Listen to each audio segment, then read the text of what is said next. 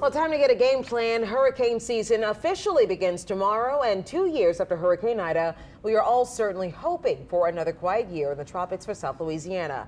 Good evening again. Thanks for joining us. I'm Sharice Gibson. And I'm Katie Moore. As we are getting into another hurricane season, there are still thousands of people along the Gulf Coast digging out from Hurricane Ida. As Paul Murphy reports, help is on the way for residents in Lower Jefferson Parish who are still struggling with storm debris in the water.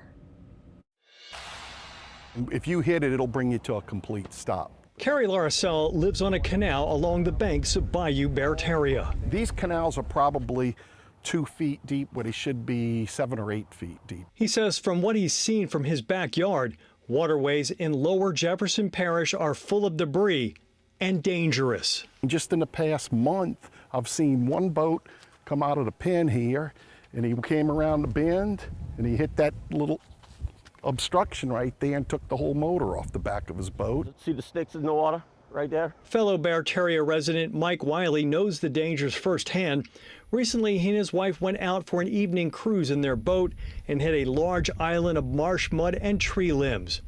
Neighbors have now marked what's known as a floaton with sticks and an orange traffic cone. We hit the island and we flew off. She flew out the boat and I had to pick her up and put her back in the boat. She kind of hurt her back. The chunks of debris in the water are remnants of Hurricane Ida, which smacked Lower Jefferson with 150-mile-per-hour winds and about a 7-foot storm surge nearly 2 years ago. We found this camper sticking out of a canal. The JP Council has now approved a resolution authorizing the state to enter into a cost-sharing agreement with FEMA. That's expected to kickstart dredging operations and debris removal along Bayou Bertaria, the canals in the Lafitte-Bertaria area, and the bay northwest of Grand Isle. It pays to run all the surveys so they can see what's in there, and it pays to come through these canals and dig all of the debris out. And we've been asking for a while to get it done, you know, so we're trying to get everybody to try to do it. So it sounds good that, you know, somebody wants to do something for us. After nearly 2 years, folks in Lower Jefferson Parish say that they were beginning to think that people forgot about them.